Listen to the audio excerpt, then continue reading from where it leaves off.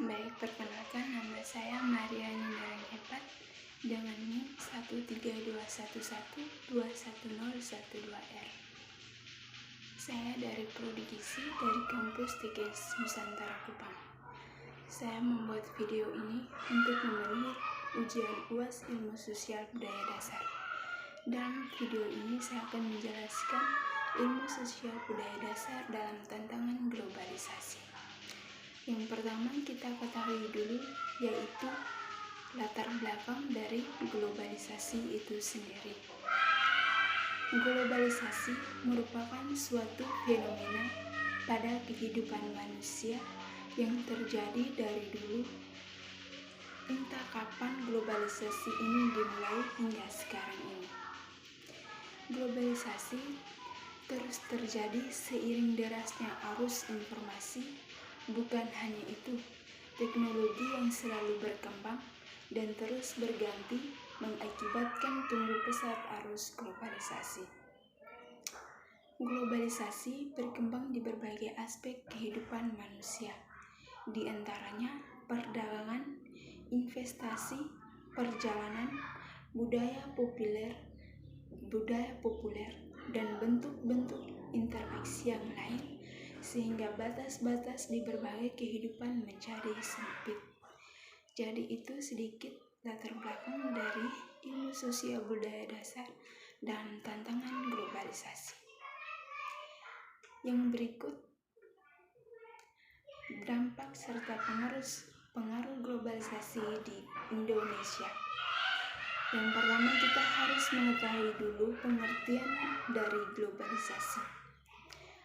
Untuk dapat mengerti pengaruh globalisasi bagi kehidupan, tentu terlebih dahulu kita harus mengetahui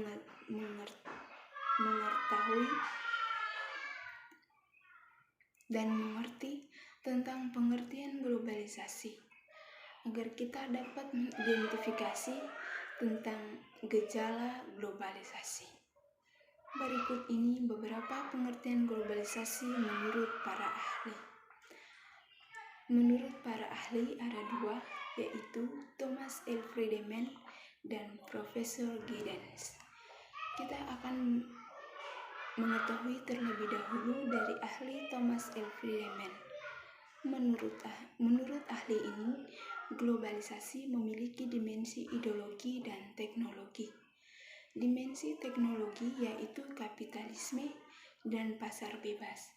Sedangkan di dimensi teknologi adalah teknologi informasi yang telah menyatukan dunia. Jadi itu pengertian dari ahli Thomas L. Friedman. Yang kedua, Profesor Giddens. Menurut ahli ini, globalisasi adalah kekuatan tak terbendung mengubah segala aspek kontemporer dari masyarakat, politik, dan ekonomi. Itu adalah menurut dari ahli Profesor Giddens. Kita masuk yang berikut, dampak globalisasi. Ada dua dampak globalisasi, yaitu dampak positif dan dampak negatif. Saya akan menjelaskan yang pertama, yaitu terkait dari dampak positif. Dampak positif ada tiga. Yang pertama, keterbukaan informasi. Globalisasi membuat akses kehidupan terhadap informasi semakin cepat. Masyarakat bisa mendapat berbagai informasi dari banyak media seperti televisi, internet, sosial media, dan yang lainnya. Ini merupakan salah satu dampak positif yang ditimbulkan dari globalisasi bagi masyarakat. Jadi itu penjelasan sedikit tentang keterbukaan informasi. Kita masuk dampak positif yang kedua, yaitu komunikasi semakin mudah dan cepat. Dulu memungkinkan orang membutuhkan waktu yang lama berkomunikasi dengan orang lain yang berbeda di tempat lain melalui media komunikasi surat menyurat. Tetapi saat ini teknologi sudah maju. Masyarakat yang dapat menggunakan media komunikasi yang murah dan cepat yaitu dengan telepon, internet, sosial media, atau media komunikasi lainnya. Dampak positif yang ketiga, yang terakhir, yaitu berkembangnya ilmu pengetahuan dan teknologi. Menurutnya, semakin berkembangnya ilmu pengetahuan dan teknologi di Indonesia, globalisasi memungkinkan orang-orang Indonesia menuntut ilmu di luar negeri, seperti di Amerika Serikat dan Eropa. Dan jika sudah selesai, diharapkan mereka itu bisa menerapkan dan mengaplikasikan ilmu di Indonesia. Jadi itu sedikit penjelasan dari ketiga dampak positif. Kita masuk yang berikut, dampak negatif. Dampak negatif ada 5. Kita akan membahas pertama, yaitu informasi tak terkendali. Globalisasi tidak hanya memberikan manfaat untuk kita semua, melainkan juga dapat dampak negatifnya. Salah satunya adalah arus informasi yang tak terkendali. Tidak semua informasi itu baik untuk kita, ada juga informasi yang tidak baik. Oleh karena itu, di era globalisasi ini, kita harus tetap menjaga diri. Itu dampak negatif dari informasi tak terkendali. Kita masuk dampak negatif yang kedua, yaitu budaya kebarat-baratan. Dampak negatif globalisasi yang juga dirasakan oleh bangsa Indonesia saat ini adalah menjamurnya budaya barat. Jika hal itu baik, maka boleh kita tiru. Jika sebaliknya, maka itu bisa kita tinggalkan. Kenyataannya saat ini, banyak sekali budaya barat yang masuk di Indonesia, tetapi sebaliknya jarang sekali orang-orang yang mau melestarikan budaya asli Indonesia itu sendiri. Jadi itu dampak negatif budaya kebarat-baratan. Kita masuk yang ketiga, dampak negatif sikap individualisme. Sikap semacam ini bisa kita rasakan seiring kemajuan teknologi,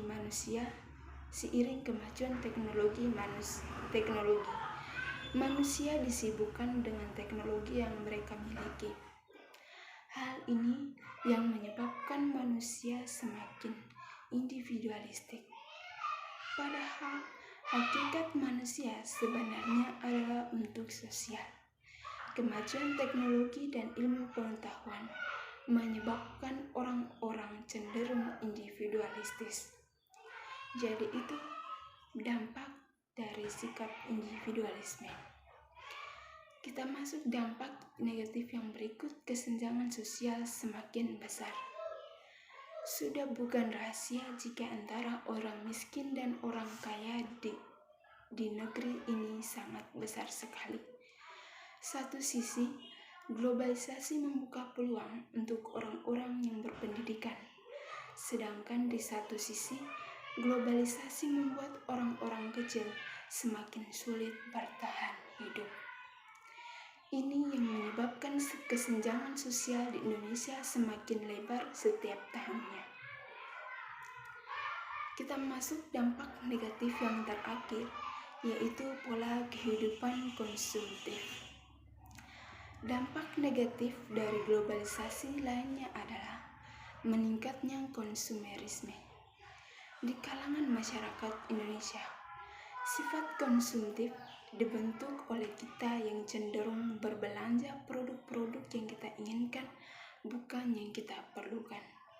Kemudian akses dalam berbelanja dan membanjirnya produk-produk branded menyebabkan pola hidup konsumtif semakin merajalela. Jadi itu kelima dari dampak negatif. Kita masuk yang berikut, peran ilmu sosial budaya dasar dalam tantangan globalisasi. Perubahan budaya yang terjadi dalam masyarakat tradisional, yakni perubahan dari masyarakat yang tertutup menjadi masyarakat yang lebih terbuka dari nilai-nilai yang bersifat homogen menuju pluralisme nilai dan norma sosial. Merupakan salah satu dampak dari adanya globalisasi. Perkembangan ilmu pengetahuan dan teknologi mampu mengubah dunia secara mendasar.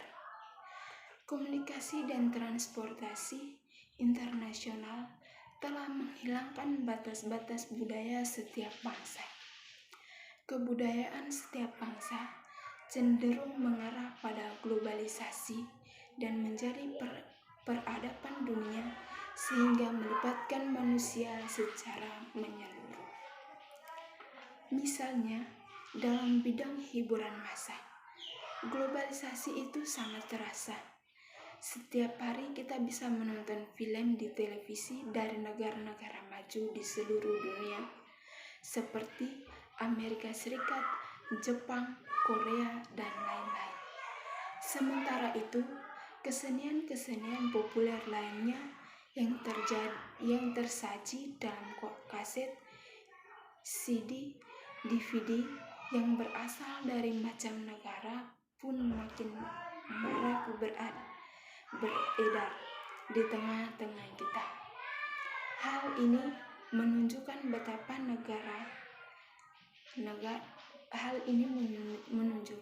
betapa negara-negara penguasa teknologi mutakhir telah berhasil memegang kendali dalam globalisasi budaya, khususnya di negara ketiga. Peristiwa transstruktur seperti itu mau tidak mau akan berpengaruh terhadap keberadaban kesenian kita, padahal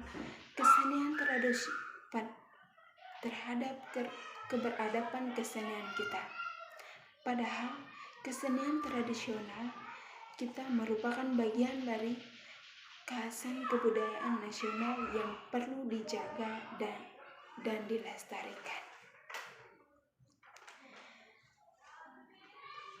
Arus globalisasi saat ini telah menimbulkan pengaruh terhadap budaya bangsa Indonesia. Dasarnya arus dan telekomunikasi ternyata menimbulkan sebuah kecenderungan yang mengarah pada memudarnya nilai-nilai pelestarian yang mempengaruhi pelestarian pada budaya. Budaya Indonesia yang dulunya ramah tamah, gotong royong, sopan, bergantian dengan budaya barat. Misalnya pergaulan bebas pada remaja. Dengan meniru budaya barat yang mengenakan pakaian mini dan ketat dengan memamerkan bagian tubuh tertentu, seks bebas, dan penggunaan narkoba. Selain itu, dulu anak-anak remaja masih banyak yang berminat belajar kesenian-kesenian daerah setiap harinya. Jadi itu penjelasan sedikit tentang peran ilmu sosial budaya dasar dalam tantangan globalisasi. Kita masuk yang berikut, cara mengantisipasi adanya globalisasi kebudayaan. Globalisasi budaya yang begitu pesat harus diantisipasi dengan memperkuat identitas kebudayaan nasional. Berbagai kesenian tradisional yang sesungguhnya menjadi aset kekayaan kebudayaan nasional jangan sampai hanya menjadi alat atau slogan para pemegang kebijaksanaan, khususnya pemerintahan, dalam rangka keperluan turisme, politik, dan sebagainya. Selama ini, pembinaan dan perkembangan kesenian tradisional yang dilakukan lembaga pemerintah masih sebatas unsur formalitas belaka, tanpa menyentuh esensi kehidupan kesenian yang bersangkutan. Akibatnya, kesenian tradisional tersebut bukannya berkembang dan lestari, namun justru semakin dijauhi oleh masyarakat. Jadi itu adalah cara mengantisipasi adanya globalisasi kebudayaan. Kesimpulan saya dari materi ini, globalisasi adalah sebuah istilah yang memiliki hubungan dengan peningkatan keterkaitan dan ketergantungan antara bangsa, di antaranya di seluruh dunia melalui perdagangan, investasi, perjalanan, budaya populer, dan bentuk-bentuk interaksi yang lain, sehingga batas-batas suatu negara semakin sempit. Dampak globalisasi dapat kita rasakan dari yang positif sampai yang negatif. Untuk itu, kita harus pandai-pandai memanfaatkan dampak globalisasi yang ada tadi. Khususnya Indonesia, begitu banyak budaya yang masuk dapat mempengaruhi pola pikir kita. Untuk dapat menghindari itu, yang perlu kita lakukan adalah terus meningkatkan rasa nasionalisme kita terhadap bangsa Indonesia agar kita tidak mudah terseret arus globalisasi yang sedang berlangsung ini. Sekian dari materi saya. Saya mohon maaf jika ada kekurangan dan salah dalam pengucapan kata. Sekian dan terima kasih.